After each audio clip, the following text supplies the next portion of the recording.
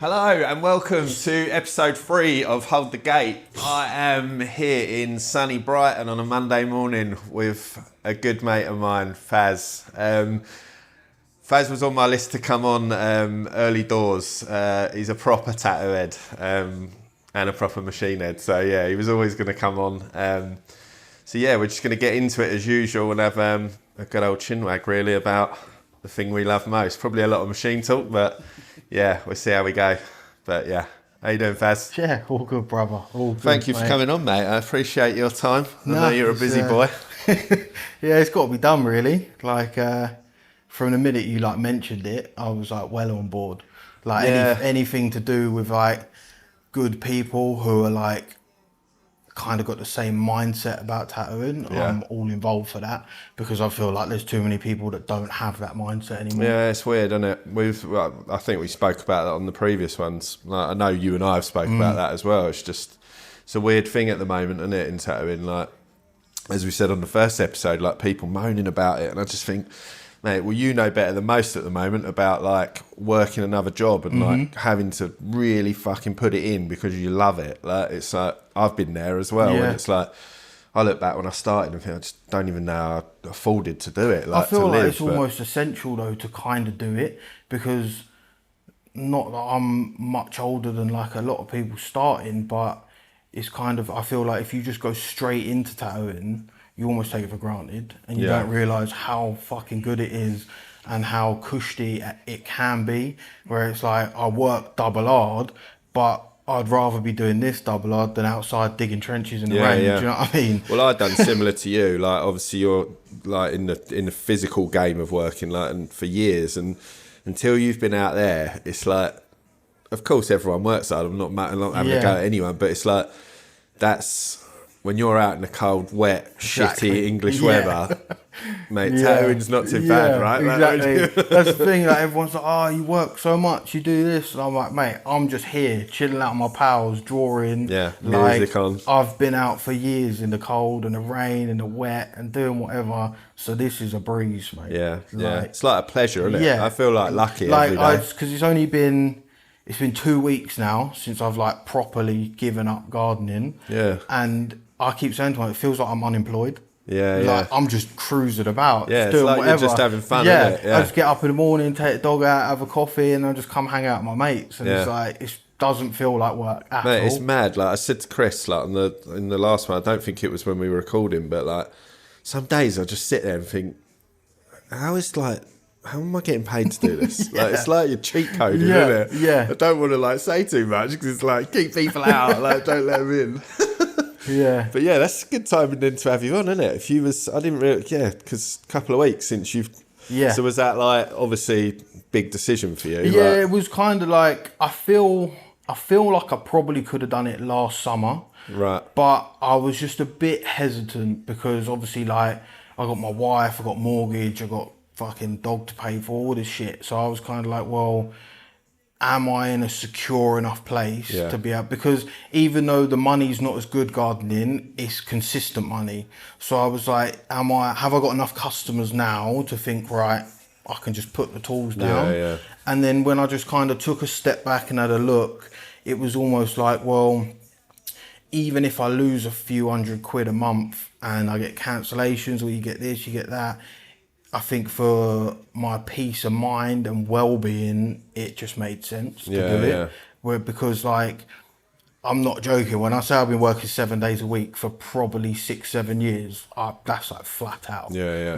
I'd probably have one holiday a year, bit of time off over Christmas, but just constantly working. Yeah. And then especially when I started tattooing, it was kind of there's no excuses. So I'll get up at 5 a.m, go gardening until 4 p.m, go home, have a shower, drive to the studio, tattoo till midnight, go home, go to sleep.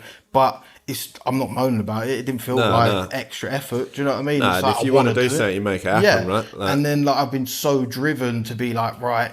For I think the first kind of 6 months to a year, it was almost it didn't feel real, when it kind of felt like a hobby. And then when it kind of come into play where it's this could actually be my job. Then it's right, let's step it up and make it happen. And I managed to pull it off. employed doing the gardening or self-employed? No, I've always been self-employed. Yeah, same as me. So you kind of know, innit? It's a weird thing because obviously in construction, when I done that, it is more consistent as such. I say consistent. You can still get like weather and dependent and stuff like that, but this. When you've been self-employed, you kind of you've got that background, haven't you, of knowing. Like my missus always says, like I can't imagine not knowing what I'm going to be paid at the end of the month. But when you've done it your whole life, you it's just figure normal, it out, don't you? And you make it work. But I almost kind of like it because it's always in my hands how much money I want to make. Yeah. Do you know what I mean? Yeah. So if I think, right, I'm going to make X amount this week, or I'm going to have time off and do that, there's no one telling me, oh, this is what you get paid every month, and that's it. Yeah. And I've never liked being told what to do. No, do you know what I mean? Hours, right? Yeah. And like people going, oh, you can't do that. You can't go on holiday. Oh, can I have time off? Can I do it? I'm a fucking grown man. Do you know what I mean? I do what I want to do, but I still work hard. Yeah, it's a mad thing, isn't it? That it's like Chris said that on the last one, like about the freedom of what it gives you, and it's like it's not always about the money. It's about like what it can give you as well as that. Like for me, it's massive. I've got kids and dogs like you and my partner, and sometimes you can be like, okay, I can jig my week, so I work Sunday and I'm gonna have Monday, Tuesday off. Like, it's just like it's the ultimate flexibility, really, isn't it? But yeah, for sure. Yeah, never feels like work when you love it. So definitely. So how long you actually been tattooing? More or less bang on 2 years. Really? Yeah, because I done, was it 26? So I think I done my first tattoo in January 24. Yeah. Yeah, so it's been more or less exactly 2 years. So did you plan to do it? Because you're obviously like, you've obviously been into tattoo culture longer than you've tattooed, isn't it? Like you said like you've been tattooed for a long time. Yeah, right? so I spent my 18th birthday getting tattooed all day. Yeah. Like that was, it was always like the one thing I've been just like obsessed with forever.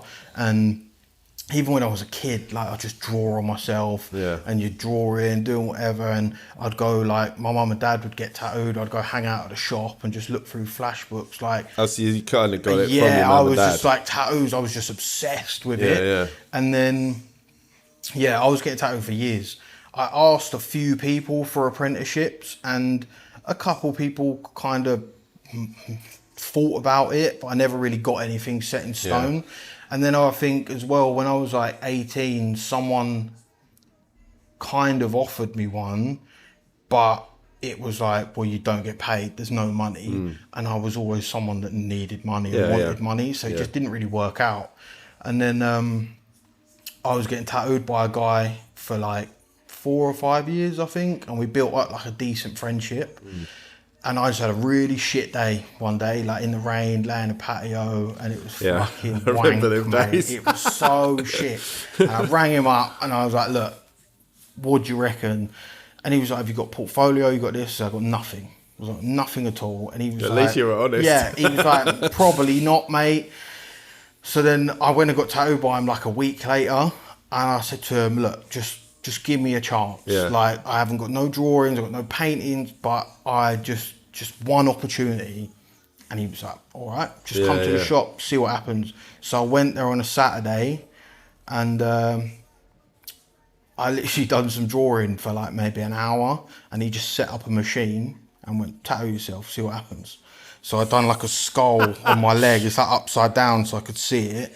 And for someone who's never held a machine, the lines were solid, bruv. I banged it out, The colours fucked, like I overworked it hard. But the lines were decent. And I just remember him coming over and going, all right, let's do it. Yeah. And then that was it. Like, it's weird though, isn't it? I felt like when I first started, I don't know if you got this, but it sounds so corny. I say it to everyone. I just feel like I'm meant to do it. And it's really hard to explain. Like when my mentor taught me, she said to me, you have just got it. Like, it was not like the a big first time. anyway. Like, don't get me wrong, I was doing some fucking jack tattoos like, when I started it. But there was always, she said, there's always something. You had something there. And I think it's then down to you, innit, to build off of that. Like. Yeah, because it was like I literally picked up that machine and pulled a line, and it was just like, I was like, fucking hell, this is where I'm at. Like, this is what I'm made like for. Exhilarating, And then the next day, he made me tattoo like a blast over panther on his arm. And I banged it out, and then I tattooed my wife, I tattooed my friends, and within about 3 weeks, he was like, just tattoo everyone and see what happens. Fuck. And it just kind of worked fast, out. right? Yeah, honestly, I think it was probably within a month, I was doing like £30 bangers for like just random people, and just drawing every day. And then like I'd drive down after work, I'd come in on a Sunday, like just any excuse like to tattoo. Obsessed. Yeah. And it just fucking worked. And that was it. And I just never looked back. And yeah, I couldn't be more grateful for that. Like, same.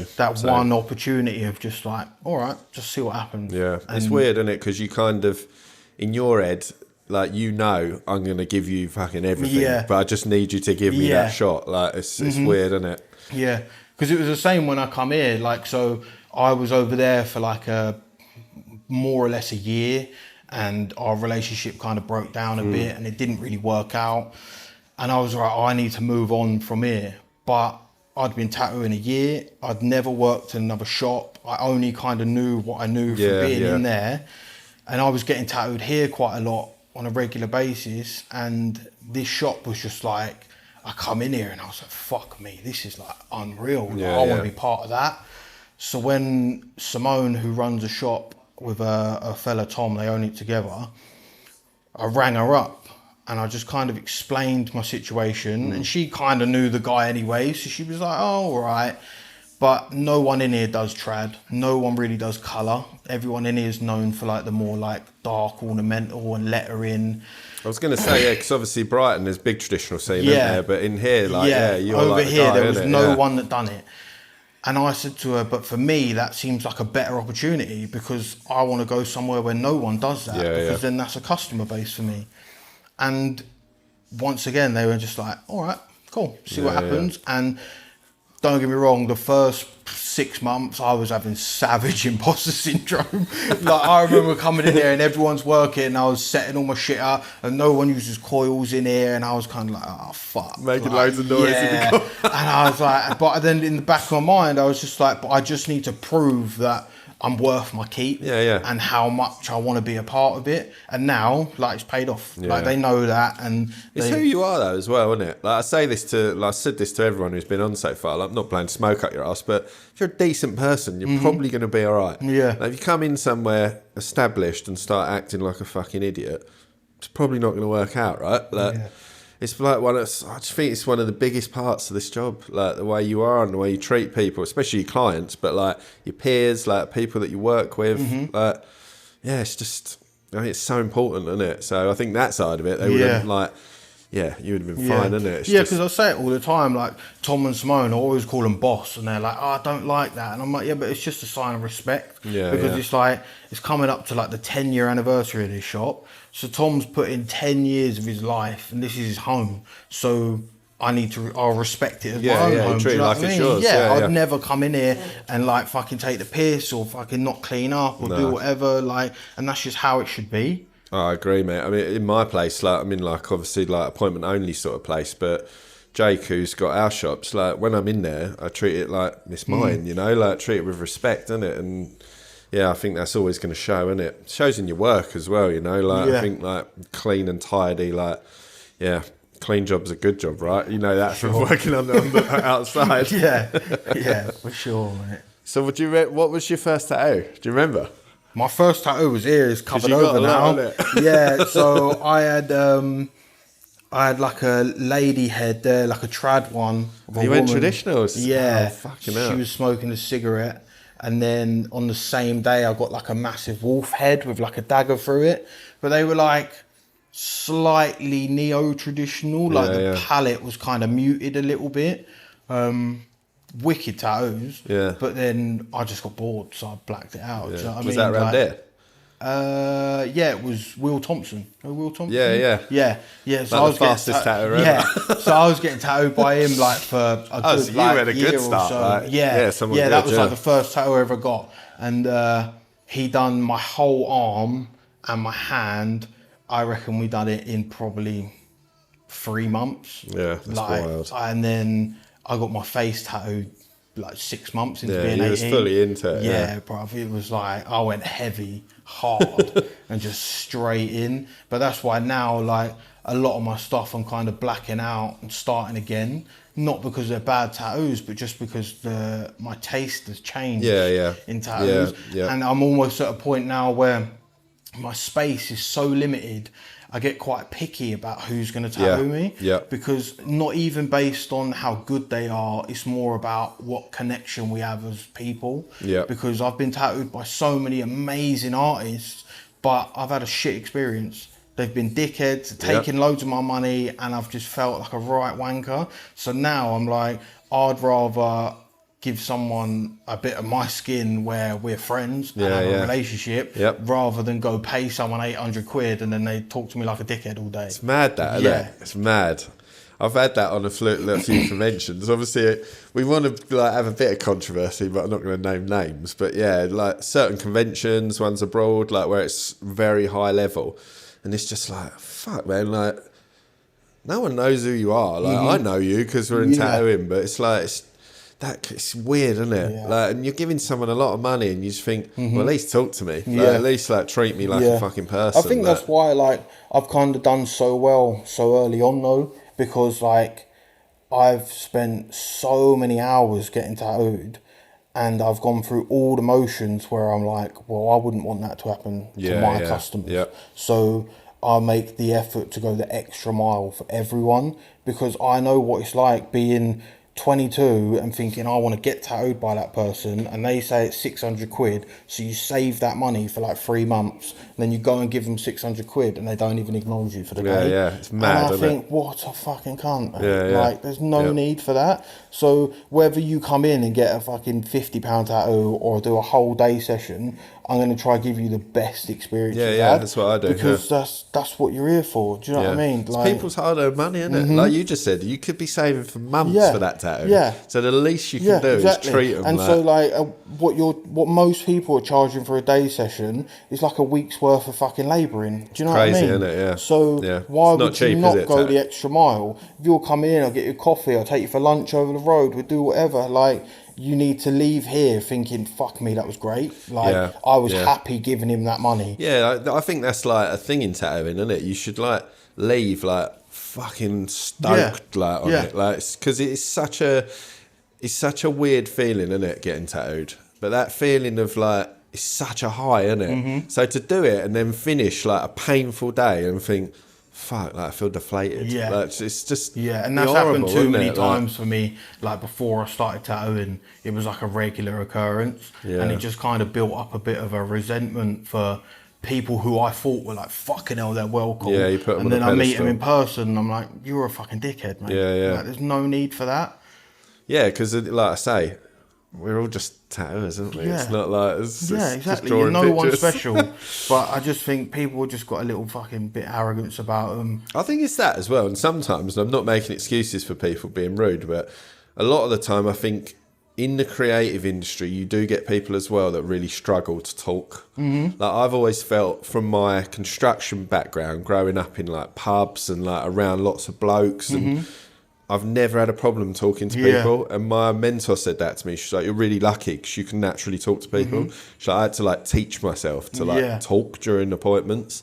So I think there is a bit of that, but yeah, see, I've had to do that a little bit because I can be like, naturally, I'm a really quiet person. Yeah. I'm quite like happy just not talking and chilling out. But I'm aware that not everyone's like that. So when you turn up and want to get tattooed, I switch it on because that's my job. Do you know what I mean? And then I think after a while, what's kind of happened is a lot of my customers who are like regulars, you build up more of a relationship. They get to understand that about you. So I've got people now that will come in, we'll have a catch up, and then I'll tattoo and they'll have a little chat, and it is a bit more chilled. But if I haven't met you for the first time, I will make more of an effort just so you don't think, oh, well, he's a bit miserable. Because I'm not. I'm just quiet. Do you know what I mean? Like, I think it's you just judge like each client as well, don't you? Like, I've got clients, some clients, they like to stick their headphones in and chill out and get tattooed. It's fine. But I think you need to, as the artist, need to give them that option, isn't it? Like, rather than just,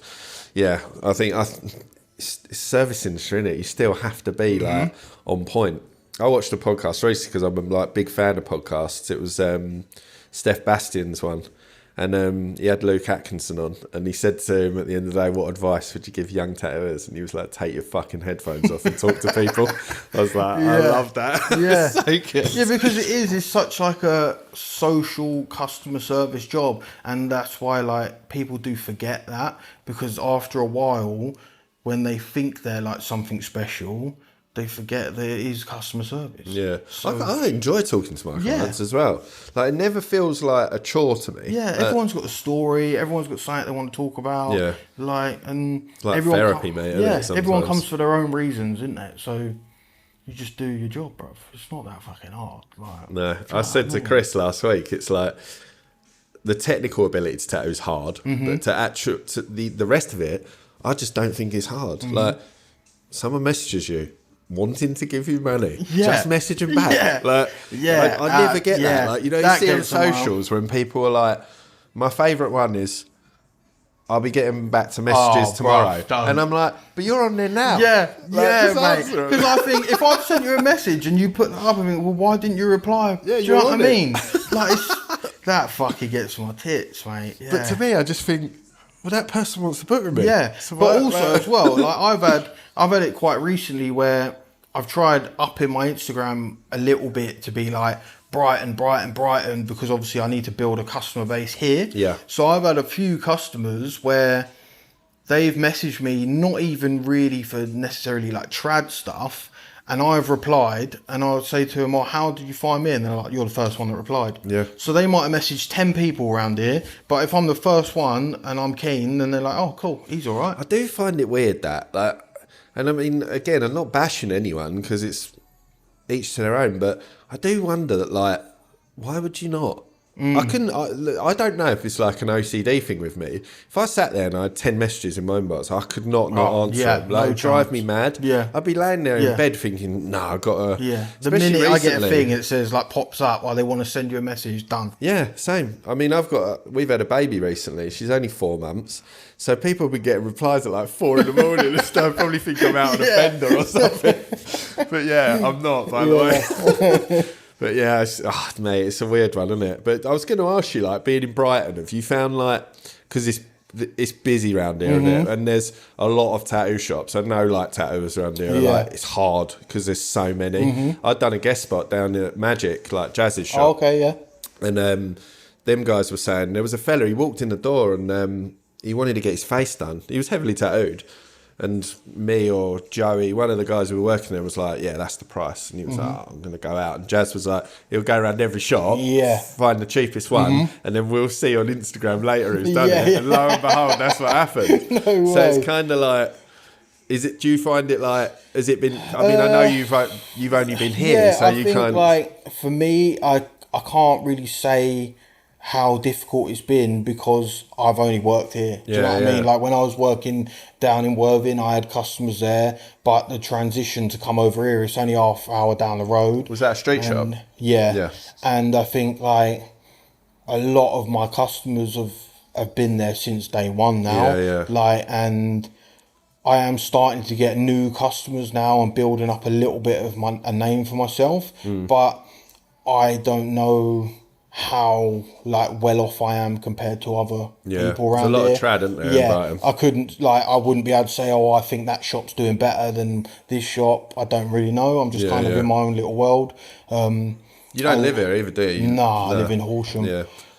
But I like to think, well, I'm comfortable where I am. Yeah, Do you know what I mean? I've got enough customers now that I can just kind of crack on, and I'm always happy to tattoo whatever, whenever. Yeah.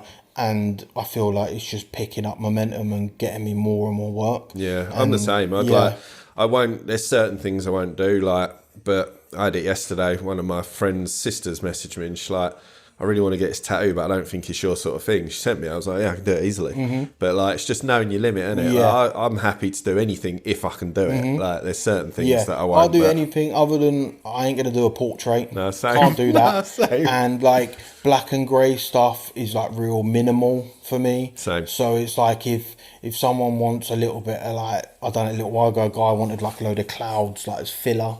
I'll do that. It's Yeah, nice yeah. and simple. But if it's too intricate, there's no point, because there's 4 or 5 people in there that can do a banging job. Yeah, yeah. So why am I going to take that? Yeah, like, yeah. It doesn't make sense. And like you guys were saying, I think you said it on the last episode, like, I've always been someone to be like, there, do a better job. Yeah, I'm it's not just here to be counterproductive, money isn't it? greedy. Like, We're here for good tattoos. So Yeah. if someone comes in and says, "Oh, I want a portrait of my dog," I'm going to say, "Katie's going to do that for you. That works here." If someone comes in and says they want lettering, it's going to be Tom or Anna. Do you know what I mean? Like, we're covering all Yeah. bases, and Yeah. that's the whole point. I think that's why I do all right here, because I'm the guy that does the trad, the Japanese, the colour, the bold lines. And if someone comes in and says they want an eagle, that's me. Yeah, yeah. So it's good as well, like, because I remember like working in a street shop, and it's like you just want good tattoos going out of the shop, don't you? Yeah. That's what you want. Like, so if someone's going to do a better job, like, you just got to let them do it. I just don't. For me, I would never just go, I'm going to have a go at it to make that money, because that's on them forever. Yeah, It's going to be out exactly. there looking shit. Like, and Yeah. people are going to be like, who's done that? Yeah. Oh, Lee's done that. All right, I'm not going to go to him. It's just that's like, my worst nightmare. I think it's such a fine line of like being in your lane and knowing that, and then almost being too narrow in your field. Do you know what I mean? Like, there's some people you look at and you're like, they don't want to do any other Yeah. style. They're not in. They're gonna say no. Yeah. Whereas I'm more like, yeah, I could do that, or no, that's not me. But I know someone really good who'll do that for you. Yeah, because Like, that's like I think that's a dream for everyone, is to obviously everyone come to you for just the shit you want to tattoo. Yeah, yeah. Of course, I had someone the other day message and they said they wanted a full like patchwork sleeve of just Japanese masks, and I just replied to him like, this is a dream. gold of- dust, yeah. Like, that's me all day long. But I'm not going to put myself in too much of a narrow lane, because I'm just early doors. Yeah. So I'll tattoo anything for anyone if I think it's possible, and then hopefully at some point in my career, people will go, "Oh, that's where we go for that," and that's all I I've think you heard. just have to, like, it's just almost like keeping the faith, isn't it? It's happened to me since I moved in my place, and it's just, I don't really know why. It's just like a natural progression, but I do think it's the area I'm in. Like, people are getting traditional, but the amount of people at the moment that I've got, like, I'm going to give you a leg, do what you want, within reason. I'm like, Yeah. well, I'm not going to slap some shit on you. We're not going to stag do. Like, I want it, like, you're going to get the best of me letting me do that. So yeah, one of my good clients, Joe, he's coming to convention. He's like, do whatever you want. Yeah. It's like the fucking dream, Yeah, isn't I've it? had a Like, lot of people like that recently. I think especially because people are realising how quick I am. Yeah, like yeah. when I'm doing a day session, if we're doing like palm to hand size tattoos, you can get 6 or 7 tattoos in a day with me. Yeah. So people are like, fuck me, that's real value for money. Yeah, super but value. also real quality tattoos. Yeah. So a lot of people do come in and say, I want my arm done, I want my leg done, what do you want? Go through all my flash books, and they go like that, and that, and we just bang them out. Yeah, get good coverage quick. yeah. Same as me. I don't know if I'm as quick as you, but I do that at the shop, and you just feel like sometimes you know, some of my clients are paying me my day rate and getting double. Yeah, you know, for but sure. I actually like that. Yeah. I learnt this from a really good friend of mine. He's going to be on the podcast, Jack, down at 1709, and he said to me, I like giving people value for money. He's like, I'm a working class guy and I tattoo working class people, and I feel the same. Yeah. I just feel like if you leave here going, fucking hell, I've done really well out of that, I'm happy because I've done what I want to do, you're happy. Yeah. And we spoke about this as well. I'm a big believer in people that work quick, heals fast, heals nice. You're not chewing their skin up for like, man, I've seen people do like a piece like this 7 hours, and it's like, fuck, it's wild, isn't it? Like, no offence, like some people are not going to be quick, but I mean, trad is fairly quick, isn't it? Most people are pretty quick, but Some people take the piss though. Like, I've been tattooed by people before where they'll be like, oh, it's a day session. You come in and then they fuck about with a stencil and they have a coffee. And I'm like, well, we're like 2 hours in, bruv, and I ain't even started yet. But that's why, like, it's same again, because of them experiences, you turn up for a day session with me, everything's ready, bruv. The minute you walk in that door, stencils all on, we're going to line everything, shade everything, you're leaving here, we're happy. Like, and if you can get more done in the day, even better. yeah, that's what I try and do. If I've got time, and you know, I'm never in a rush. Like, I always tend to do my day sessions on nights when I've not got to get my daughter from school. So if we're at 5 o'clock and we're halfway through, I'm not going to go, you're done, mate. You have to come back now. But just do it. Like, it's so weird, isn't it? Like that sort of, people on a timer as well. Yeah. It's just, there's even machines now, aren't there, with fucking timers on it. Fucking weird, isn't it? Like buzz, that's it. Get out now. You had your time. You're just halfway through a tattoo. Like, time up, mate. Yeah. What's I was going to ask you, because obviously, like going back to your tattoos, I've obviously known you a couple of years now, and I've seen you've been tattooed by some pretty fucking hefty hitters. Like, what's like your favourites? Like, I know it's going to be hard, but like, you've got like, I'm not going to make you do like top 5, but you can go on like experience or tattoos or. Yeah, I've got some bangers, mate. Yeah, because who did you got tattooed? Was it London? I saw you getting. Was it Big Me's who tattooed you? Was that London? That was the Edinburgh convention. Oh, okay, yeah. Okay. Yeah, that was last January or February. Yeah, I remember seeing it on your story. Because I never get tattooed at a convention because I hate it. Like, it's horrible, I hate getting tattooed anyway. But in like a hot, sweaty environment, laying on a fucking table or something. like no chance, bruv. But when I went there and he was there, I was like, fucking hell, mate. Like that's the one for me. So I spoke to him, and I just said about doing a little H on my face for my wife. Yeah, nice. And he was like, yeah, come back in like an hour, we'll do it. The price was reasonable for what it was. Yeah. And it was fucking wicked. Yeah, he's great, isn't he? Yeah, he's really. And the thing is, same again, like he's one of them guys where he's such a big name in tattooing, but he was so sound. Yeah. Like, he really wanted to, whether he cares or not, but he made me feel like he cared to have a conversation with me and interested in my career, and he took one of my business cards and was having a little chat. Like, so that small interact, like he done that in about 5 minutes, but that small interaction of 20, 30 minutes was a great time. Yeah. So I'm always going to think, well, he's a nice geezer and speak highly of him.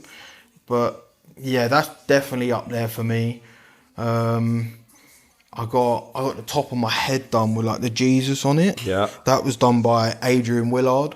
Sick. So he was like one of the first guys I was going to for like. Was that when he was in Brighton? Yeah, he's done loads of my tattoos. Is he? Yeah. Yeah, 2 of my good friends, I mentioned them on the last podcast, they got a load of his work. It's fucking solid, mate, it's so good. Yeah. Like, don't get me wrong, the last half hour of that was brutal, bro. Like a coil just rattling in my brain for like 4 hours. Did he do all your head or just the Jesus?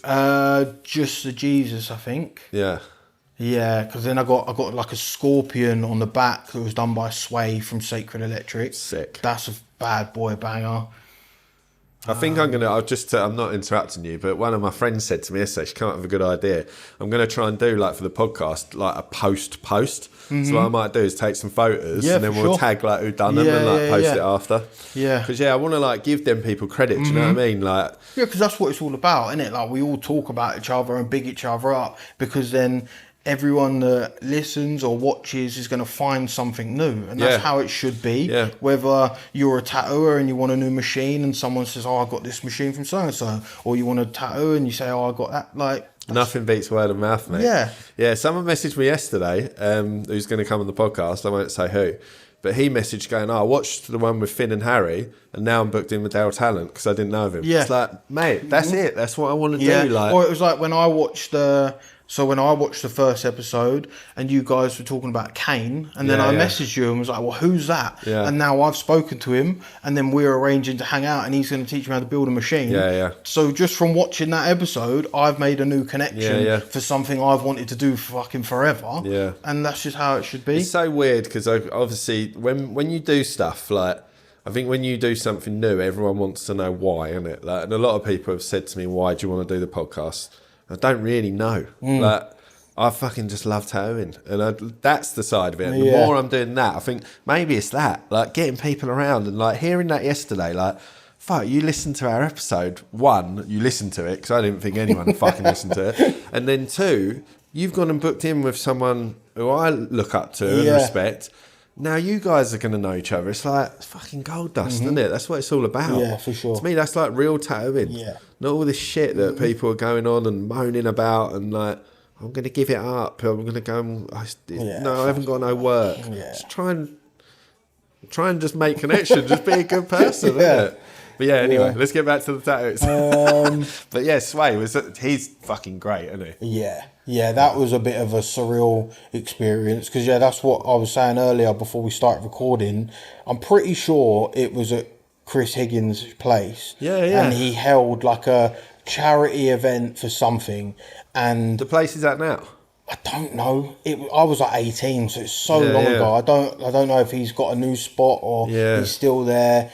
But I just remember being 18 and following all these amazing tattooers, and I found out they were all going to be in this one spot. I was like, I need to go there for the day. So I just took a wad of cash and turned up, and they were like, right, you just basically, it's just luck of the draw if someone's got space.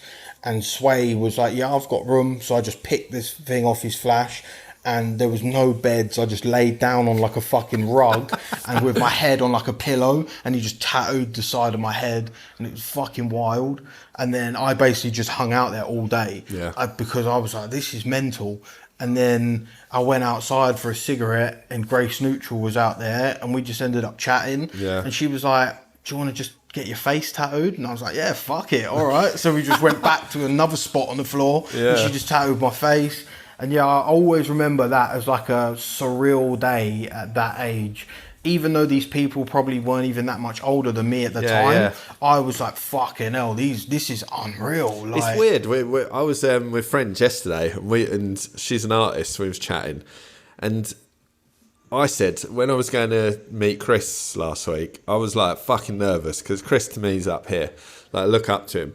And then she was like, you have to remember, they're just people like you. Yeah. And I met Chris, so I was like, fuck, you're just normal like me. Like, I'm thinking like, he's fucking hell. He's like, Chris. Same as like Grace. So I don't know Grace personally, but I had an interaction with her, and it was so nice. Like, we went to the London convention, come down in the car park, like going home. If you've been to the London convention, the new one, not the original one, you know how fucking expensive it is. And she was coming out, and she's like, oh, do you want car parking tickets so you ain't got to pay? I was like, oh, she's so lovely. Like, it's such a nice thing to do. Yeah, but in my head, I'm like, it's Grace Neutral. She's wicked. Yeah, she's a real fucking legend. Yeah, super nice. Like, she was really nice. Yeah. I've chatted to her a few times at a convention. I've never been tattooed by her, but she's like false in it and tattooed. It's always nice as well because, like, so she tattooed me there, and then I got my face tattooed by her again, like a couple years later. And I bump into her most of the time at the Brighton convention, and she's always gives me a bit of time to have a little chat, catch up, and like you think, oh fuck knows how many people she tattoos yearly, but she just that little bit of interaction, it's just like nice, cool. So they're your faves. Yeah, I'd say they're probably my favourites. Have you got like a number one? It's hard, isn't it? Like it used to be my hand that I had done by Philip Yarnell. Yeah. Like when I was younger, that was the first time when I was kind of going to get tattooed, and I was like, this is going to be the best tattoo of my life. Like, hands are quite like that as well. When you get your hands done, it's kind of the big like fuck you. Yeah. Isn't it? Like, and that was a fucking wicked time. So where was he? Where did he work? He's in Skin Yard with Bert Thomas down in Essex. Yeah. So I was same again. I think I was like 19, 20. I just went down there for the day. He absolutely blasted the fuck out of my hand. It swelled so much. And then, when I was like younger, that was like my best tattoo ever. And then not that it isn't anymore, but I just where I've got tattooed so much now, there's more things that are a little bit more like sentimental, or things that I've got like more like stories from. Like just when I like got tattooed by stages of Duncan life, X, innit? like when I was saying the other week. So like when I went to his flat and I got tattooed there, to hang out with like a legend of British tattooing at his flat, just fucking drinking cups of tea and having fags. Again, it's like a normal person, yeah, right? But, like it was just fucking surreal. That's a wicked story. I got a little tattoo on my leg, which is like it's just an outline of a love heart with an arrow through it. And me and my wife tattooed each other on our wedding day, like in the hotel room. So super simple. Yeah, but like, it's literally meaningful, like It's real. like simple. me. I got my daughter's writing on my arm, and it's like it looks terrible because she was like 3 when she wrote it, but it's like I just love it. Like it's so cool. Yeah, it's like moments in time, isn't it? Tattoos. Like it's not always like the ones where you're like, "Fuck, that's a good tattoo." Because that's I think that's like where I'm kind of at now, where I'm not so much into it used to be collecting for me, and it used to be going around the country and getting tattooed by people I was like, I need to get tattooed by them. But the thrill has kind of worn off because most of them people have given me a shit experience. Yeah. So now I'm kind of lucky enough to be in a position where I can tattoo myself, but it's like, I want to have a memory from that tattoo and to doing be swaps sentimental. with like other tattooers and stuff. So like, I think nearly everyone in the shop here has tattooed me. Yeah. Because they're good people. We're family and we hang out. So I'm like, I want this done, I want that done. Like, and that's how it should be. Yeah. I'm kind of over the whole like, oh, he's fucking amazing on Instagram, I'm going to go there. Like, I think the only person I now go to on a regular basis is John Washington. He's the only person I go to. Yeah. Well, John is like the nicest guy in the world. He's such a nice geezer. His shop is one of the coolest fucking places I've ever been in my life. Yeah. And he's like the inspiration from just watching his work rate of tattooing and drawing and painting every day is like, I just go there almost, most of the time, I'm going to get a cool tattoo, but most of the time I just want to be around him. Yeah, you know his work ethic is insane. Like, I spoke to him the other night because we actually spoke quite a lot when he was opening his shop because he was just asking me about licensing. Like, I can't remember what it was. We was just chatting a lot. And he's just one of them guys who's just about it. And you won't keep up with someone like that. Yeah. Like, I look at him and I think, I don't know how you do it because he's got kids, same as me. Yeah. Like, you got your life outside of tattooing and you see people that have just got tattooing, they live at home and you're like, well mate, he's leaving you behind, like there's no excuse. Like, but yeah, John's fucking one of the greatest guys, like so lovely, and his shop, like Jake's a fucking nice guy, Ashley's super lovely. I don't know Luke, I've not met Luke, but yeah, that shop's fucking it's somewhere magic, man. I can always go get a fucking... He does some of the cleanest tattoos I've ever seen in my life. The way that his tattoos have healed on me, I don't know how it's possible. Yeah, like, I've got two on my leg from him. That is ridiculous. And it looks like a sticker that was done yesterday. And then I'll always leave there with a new piece of information that will always help me. Yeah. Like whether it's about something about a machine, a different ink to try, new needle, a way to do something. Like there's always something I learn. Yeah, he's not a gatekeeper, John. No. You're like hopefully just chat with him. Yeah. And that's valuable to me. I think especially like when I'm somewhere like here where there's years of tattoo experience in this shop and I can always ask people for advice. But because no one does trad, sometimes I need a bit of information that isn't here. Yeah. So it's important to go out and find it. Yeah. Like I had it last year, so I've become really good friends with him now, Sam King. He just works down the road. Yeah. So he, in my opinion, does some of the best black and grey trad tattoos I've ever seen. Yeah, he reminds me of like Carlisle in Australia, Hal Hunter and his wife, but kind of that's black and grey, super clean. It's fucking like almost on the level of like Paul Doberman, where it's like super nice. Yeah, he's like, very good. The grey wash is perfect. I'd never met him before. We followed each other on Instagram, and I was really struggling to figure out black and grey tattooing, to be honest, because colour's just something I feel comfortable with. Like if someone says to me I want a colour tattoo, I make it up as I go and it just seems to fucking work. But with black and grey it was kind of like, well, that needs to go there and that can't be over there. So I reached out to him and just asked him some questions, and he just said to me, look, come to the shop, I'm going to get my mate to come, I'm going to tattoo him, then you tattoo him after, and I'll walk you through it, right? So I just went there one day, and that was it. We've been friends now ever since. Mad, isn't we it? talk all the time. He helped me out. There's so much information I took from that experience, and I now use on a daily basis.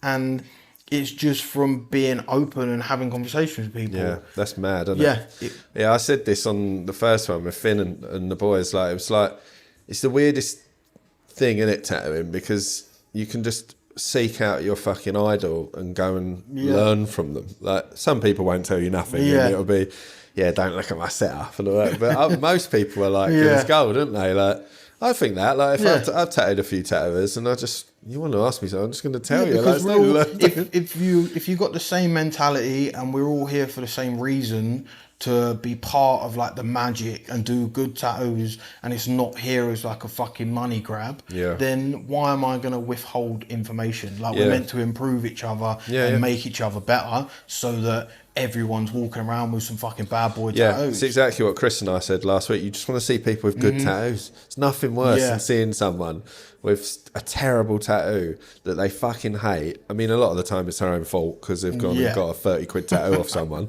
But you just want to see good work, innit? I love, like, we had a guy come in at the old shop years ago and he had a back piece by Dan Wilkins from Made You Look. It's just like, that's what you want to fucking see, mate. Like, going in and then look at that. That's fucking great. That's what you want, isn't it? Yeah, for sure. But yeah, I think it's that side of it's like, I do think, like, obviously I'm really biased to traditional and Japanese, like, and like tribal, like the traditional stuff across tattooing. And I do think, like, I worked with a guy once who done black and grey, very good at it. And he used to say to me, I don't know how you talk to so many people online. Everyone's really friendly, and like, he's like, yeah, because I talk to traditional guys. They're just like normal, like me. Like, whereas some of the people you look up to, like, they're not going to give you the time of day, you know. Yeah. But yeah, it's a weird one, isn't it? Then. Yeah. So shall we get into some machine talk? Yeah. I can see you got your machines over there. Yeah. Yeah, because I obviously before you, like, I know you're a massive machine head, but yeah. For the people watching. It was like, I think tattooing was like always the thing I was obsessed with. But then growing up, like I said, like when my parents would get tattooed and you'd go watch them, I was always like, well, what the fuck is that? Like the machine that they're using. And even like I'd flick through like fucking old tattoo magazines and I'll just like be like, well, that looks mental. That you can, that's using that and producing that. So the first time I ever held a machine was like, do you know what I mean? Like, it's fucking crazy.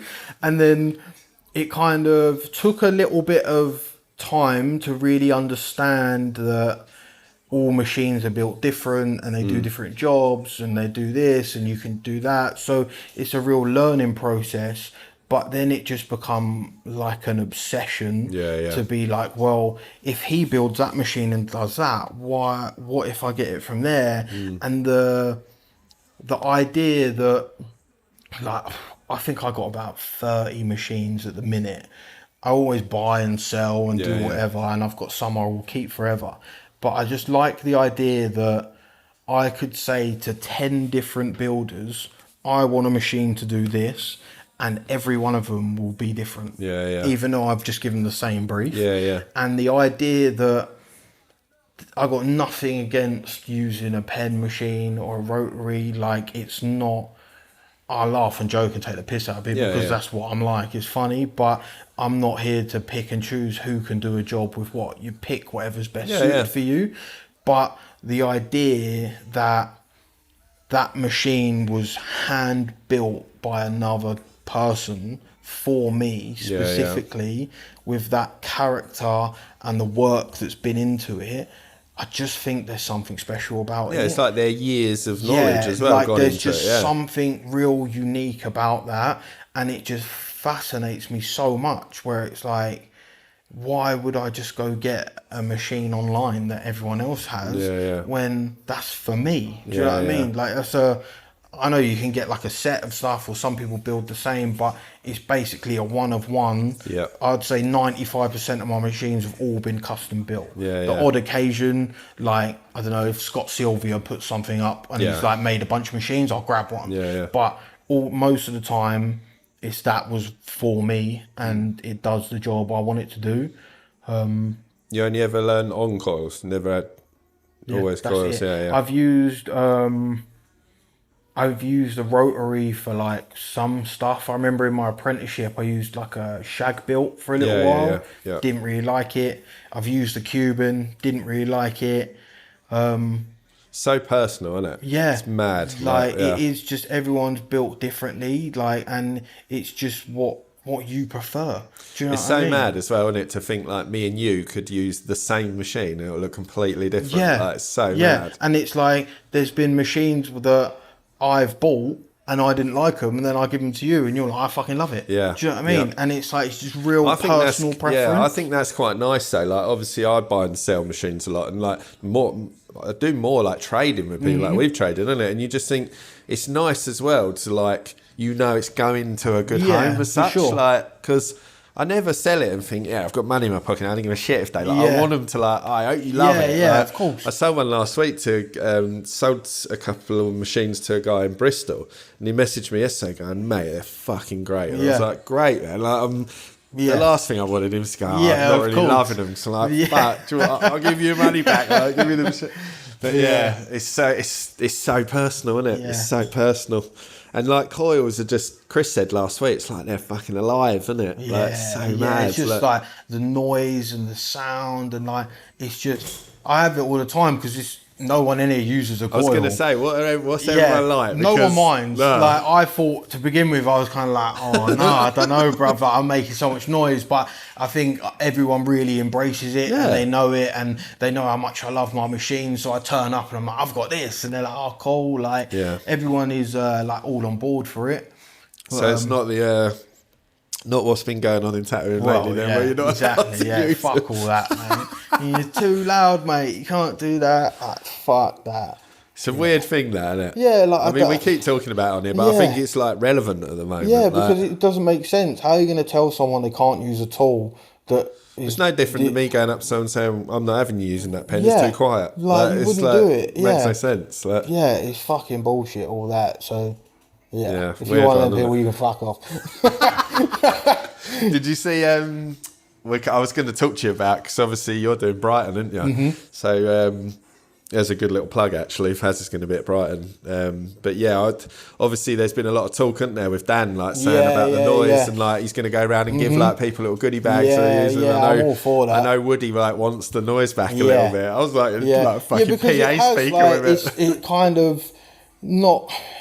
It does take away from the magic, like just using a quiet machine, because I remember the first time I went to Brighton Convention when I was 18, and you walk around and you can just hear coils running. Yeah, it's like one tone, it's just like in Yeah. tune all together, and there's people doing fucking tabori on the floor, and there's bikers about, and it was crazy. Yeah. All walks of life, from like all the fucking weirdos and freaks that I wanted to be involved with. Yeah. And now you go and it's just silent. Yeah. And everyone's It's just a weird there thing, away with their headphones. I think, oh fuck all that, mate. Like it's fucking. That's why, like, it should be fun, isn't it? yeah, it should be like having fun. Yeah. So yeah, like I've been talking to Bert Thomas quite a lot recently. Like we've become good friends. I said on the first one, they're loud machines. Yeah, and he's built me a couple recently, and they're the loudest machines I've ever had. These machines I'm bringing are them fucking to the amazing. convention and just going to shred it up. Cause, fucking wicked. I think he's going to be there actually, selling some machines. Yeah. Is it first time doing it, yeah? Yeah, it's my first convention. Yeah, amazing, man. Yeah, Brighton's like, last year was fucking great. So good. I mean, especially for you, like, similar to me, like, it was so special to me because I've been so many times. And it was like, I don't know how you felt, but to me, like, unattainable. Like, I'll never get there. Yeah, like, for sure. The minute I applied for it, I was like, well, that ain't going to happen, but I might as well just throw my name in the hat. Yeah. And when I got that email back, the lady, I can't remember her name, but whoever deals with the admin, she actually messaged me and said, you've got the record for the quickest payment in Brighton Tattoo Convention history. I got the email paid straight away. I was like, I'm in, mate. Locked in, done. But yeah, I'm fucking buzzing for that. Like, it's not long now, is it? A few weeks. Yeah, it's such a surreal moment to like tattoo at a place that I've been going to every year and just be in the mix. Yeah, I think because for me, it's top 3 in the UK for me. Yeah. Like, I think it's fantastic. Yeah. Right? I had the best time last year. Like, people are lovely. Like, Woody and them, really nice people. Like, I spoke to someone recently and they were like, you should do conventions where you can go and shake hands with the person running it. Yeah. Don't do conventions where they're just taking money off you. They're not interested in tattooing. Brighton ain't like that. It feels fucking like, last year I was so busy there, which is obviously amazing, but I felt like I was so busy I missed parts of it. And it was even though I missed parts of it, it was so special. I remember getting back to like the Airbnb and like being nearly in fucking tears, like because it was everything I wanted it to be. So I think you'll get that as well. Cause, I can't wait. Yeah, that's gonna be good, man. A few weeks. Yeah. Have you found out where like your booth is? Yeah, I think I'm downstairs. But do you know what? I've always said, like, I've not done loads of conventions. I would still say I'm quite new to it, but I never really care. Like, I just think, just put me wherever. Yeah. Like, I spoke to Phil at Plymouth. So Phil runs Bristol. I spoke to him at Plymouth and we were chatting, and he's looking at it as how I look at it. Maybe I'll go there and not make no money. I don't really care. I'm not doing it for that. I want to go and be part of it and just soak it up, and I think getting out there is important. Yeah, that's why it's important for me, because it was like, I'm not fussed about making no money. It's just that anyone that's interested in tattoos in Brighton will be there. Yeah. So I just want them to see me and be like, oh, he works here. Yeah. And that's all I care about. Yeah. I don't care about the money. If you go in with that mindset, it's just not. To me, it's not. Just go and have fun, and what will be will be. Like that's how I approach them. And it's always been great for me, but yeah, I think there's so many people that just don't want to do it because, you know, it is expensive to do. There's no getting away from it. But I think you've also got to think along the lines of, like, my way of thinking is, if I go to Brighton in 2 weeks and don't make one tattoo, I might meet 2 people there that will get tattooed by me for the rest of their life. Yeah, so what does it matter? Like, just go and have fun and network. Go and meet other tattooers and talk. And yeah, that's going to be good, man. I can't wait for that. That's going to be really good. But yeah, I sort of digressed there a little bit off machines. So you bought some. What you bought? Let's have a look. So I brought my most sentimental machines out of my collection. Yeah. So I got this one from Nick Griffiths. Yeah. That was the first machine I ever had built for me. So prior to that, I was using like a Corey Rogers from my mentor. Yeah. And then I was like, right, I want to get my own machine. Yeah. So he built that for me with a... He makes such nice machines, Nick, doesn't he? Yeah, that still puts in a banger of a line as well. Super nice guy as well. Yeah. Like, always super like responsive, help you out with anything. Yeah, he's given me a lot of information and like helped me out with learning how to like tune machines and fix stuff. Yeah. And even like, I've actually sent him some machines recently because I had a few I was going to sell because I just weren't using them. Yeah. And I said, but I really like the frames that they're on. So I said to him, if I send them to you, can you make it do this, make that one do that, and then I'll pay you for your time. Yeah. Basically, like I'm going to get a new machine back on the frame. So he's sorting that out for me at the minute. Yeah, he's great. I mean, I'd say he's like a builder as well, Nick, because you get people that assemble, innit? Yeah. But he's like from scratch. Like, well, I know we was talking about Lewis earlier, weren't we? Did you see the video he that put was a out where they wicked made the video. machine? Yeah, it's so cool, Yeah. But yeah, mate, I got nothing but good things to say about Nick's machines. They're so good and like super reasonable. Yeah. The price is could easily charge more, couldn't he? But yeah.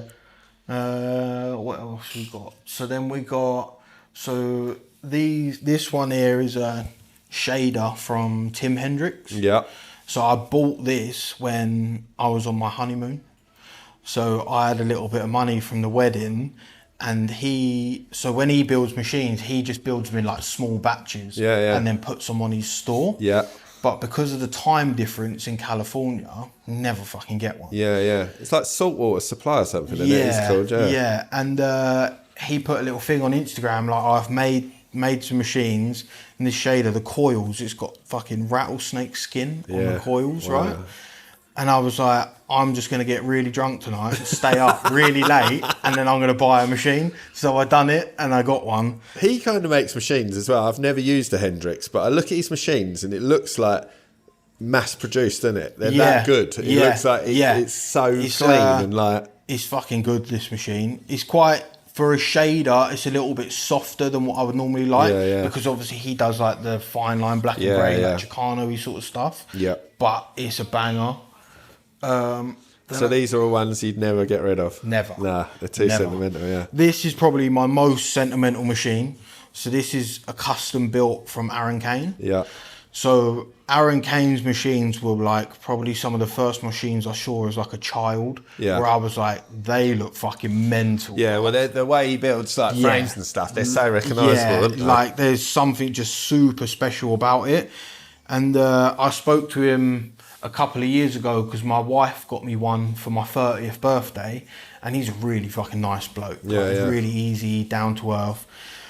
So when we got married, everyone kept saying to me when we got married, what do you want as like a wedding present, right? And I was like, well... You didn't want like a food blender. I was like, I don't even know you get presents for getting married. And people were like, yeah, like you get given money. Yeah. And I was like, all right. So what I done was I made a little cardboard box, right? And put a picture of an Aaron Kane machine on it, yeah? And put Faren's machine supply, like money or whatever, and put it in my wedding reception, yeah?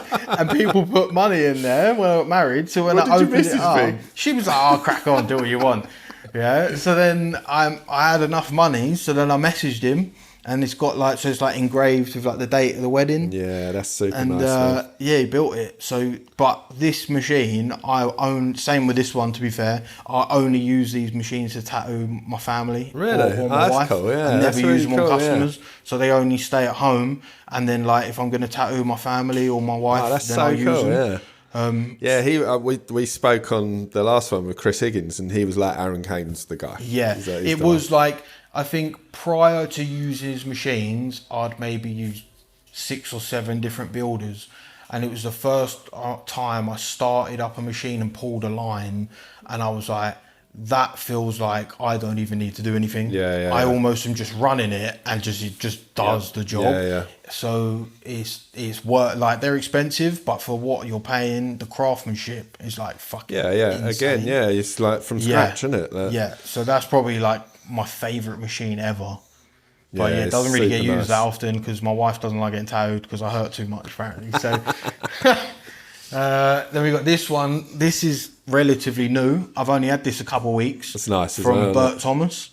Oh, is that Bert? Yeah, that looks different from Bert. Bro. Yeah. So he built me a machine just before Christmas. Like we started getting in contact because I'd heard real good things about his machine. So I got one and it was fucking insane. And I was like, I need another one of them because the original one he's built me is like my daily driver now. I use it every day. Liner. Yeah, liner. It's on like a modified like bulldog frame. Yeah. So he's cut the frame up here and flipped it around. Oh, sick. Fucking pucker. So I was flicking through his Instagram, and he had one like this on this sort of frame in blue. So I messaged him and asked him about it, and he was like, "Yeah, this is my machine I use." Oh, really? And I was like, "I want one like that, but purple." And so he built it a couple of weeks ago. Like you can just see it's got like Fazza engraved in the top. Oh yeah, but because he's shredder. Hard to get hold of, Bert. So I think he's I think he was doing something with Rye Lanes, isn't it? They're doing a supply company. Yeah, he does a few machines. Not easy to get hold of, Bert. Even second hand. People get them, don't want to sell them. Yeah, because he was saying to me like fucking people get his machines and then sell them on for more money than what he charges. Yeah. So I didn't take it for granted, like having a good communication with him. No, he's great so, as well. So for him to build me 2 machines in the space of like a couple of months, I was like, that feels quite special. Yeah, definitely. Super nice. He even said to me, he was like, if you don't like it, send it back because I fucking love it. And I was like, no, I'm keeping that one, bro. That's a special one, isn't it? I've not seen him make one. Yeah, it's super cool. Because a lot of the time I see like Supreme Fames and he does like Bulldogs a lot, but sick. And then last one is this one. So this is a shader from you heard of Marcus Kuhn, Gypsy Gentleman? Yeah. So is he Germany? Or have I got that wrong? He's in he lives in Bath now. Oh, okay. Yeah. I didn't even realise that. Yeah, so he I reached out to him probably 6 months into like my apprenticeship to ask him to build me a machine. And he built me like a Supreme liner. It was like fucking quality. But when he does his machines, he's the same again. Like everything is hand cut. Yeah. All the armature bars are hand cut. Like everything's pucker. Yeah. And it's an absolute beauty of a machine. So he built me that, and then he built me another one a few months later. And then last year I said to him, I was struggling to find myself a shader that would hit as hard as I want a shader to hit. Yeah. And he said to me, right, I'm going to build you one, blah, blah, blah. So he built me this shader. It's not this one, it was a different one. And it's a fucking animal. Like you run it at like 9 volts and the thing smashes in like whips and all sorts. Like it's a pucker machine. And, but when he said to me, he was like, you need to use it in like shade in a certain way. So he sent me a video of like a tutorial that how Philip Liu shades, and he was like, I've built this machine to shade like this. So this is how you use it. It's bang on. And then he said to me, but what I'm going to do, because you're a nice bloke and we built up a bit of a relationship, I'm going to send you a machine from my personal collection as like a gift, which is a shader, just in case you don't like the one I've built for you. So I don't know when he built this. Nice, I don't know how long he's had it, but he's built it because it's engraved with his name. But just for him to give me that and be like, look, I can see you're trying to do the right thing. Here's a machine. I was like, fuck me, mate. This is mental. Like, he's like a legend of tattooing. And so, I've used it a couple of times as fucking banging shader. But that sits like I've got like a little cabinet at home, and it sits like right at the top of that. And that's something I'll keep forever. Like, again, no, that's like that. To me, that like sums up tattooing, like good tattooers and what people are like, isn't it? Because he didn't have to do that, did he? Of course not. So, like, he could have just took my money and been like, oh, there's your shader, crack on. Which loads of people do. Yeah, but it was the fact that he built this machine I asked him for, he used it, and then he messaged me back saying, it's not doing what I think it needs to do. So it's going to be a little bit longer. And he changed the coils, then he changed this, and there's like a constant update of what he's doing, but why he's doing it. And same again, like building it for me. So that shader I've got at home that I use on like bigger pieces if I'm doing like a thigh or a back piece, but it's built for me. So why would I sell it and give it to someone else? Because that does what I need it to do.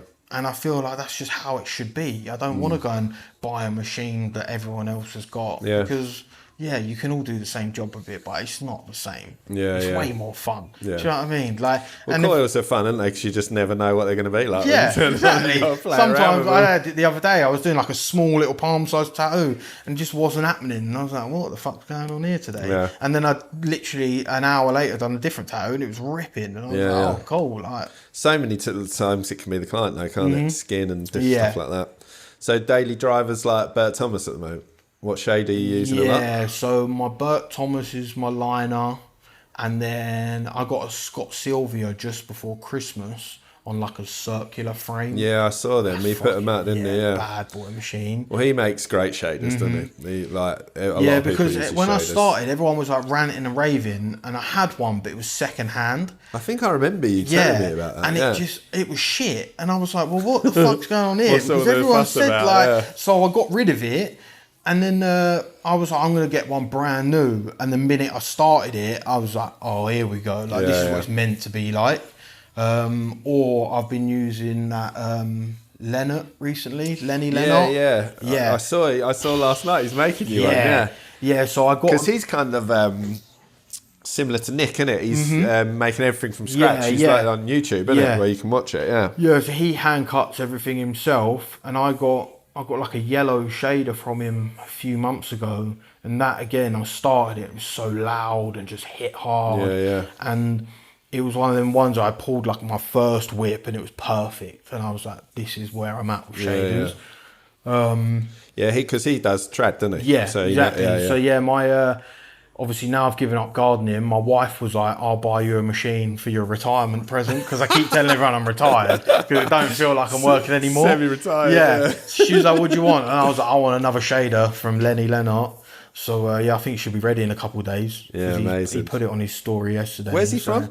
He's in Croatia. Okay. Yeah, I love his YouTube videos. Like, really well shot, isn't it? How he does them. Because his workshop looks lovely, doesn't it? It's like super like...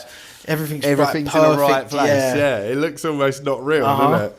But I've heard about his machines, because I saw on the Facebook like trade page or whatever it is, what the one that we're both on, is one of his shaders come up last year sometime, and I just it must have gone, but I've always he makes nice looking machines, because it's weird. I always think like it's important to me. I like how they look. My taste in machines, like how they look, has changed, where it was like, to start with, I was like a proper slut for like a nickel-plated machine. Do you know what I mean? Yeah. Like shiny and Yeah. chrome and flashy. And now I like something that's like a bit more beat down and Yeah, worn yeah. and looks like it's been sat in a cupboard for 30 years. Yeah. Like that's where I'm It's like kind Jim of at. Rosel's machines. His machines, like new, look like they're 50 years old. So cool. Yeah, But- I really like that. So well, Bert's machines kind of look like that as well, don't they? Just a little beat up and like they've been putting in like years of service.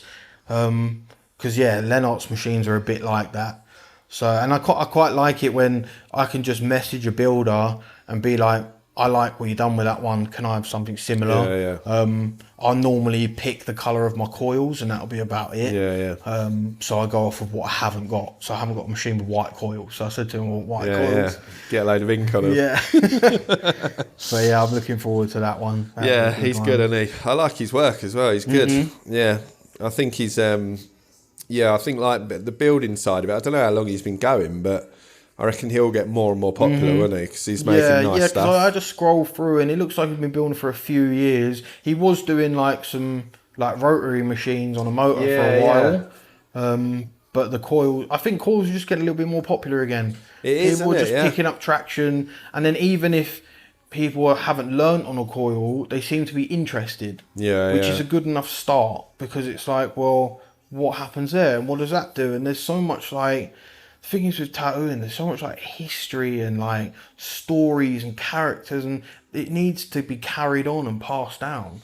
Yeah, Chris said that last time. He's like, it's kind of like, why would you not be interested in that? Like, if you love tattooing, like, that's why I want to learn how to build machines so bad. Because like there'll become a point where I am that 60-year-old tattoo machine builder. So then I can pass that information on. But if I don't embrace it and learn it now, then who's going to carry that on? Not to say I'm anyone special, but if everyone embraces it, then you're never going to miss out on that history.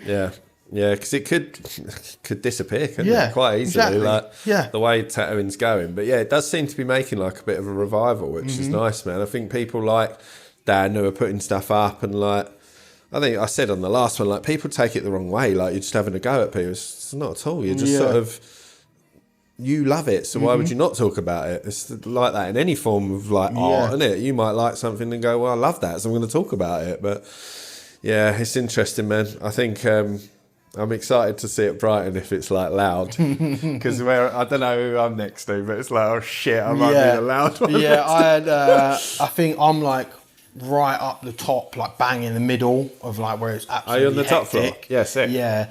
I think there's a lady next to me just doing like fine line stuff. I don't know who's on the other side. She'll love you then. Yeah.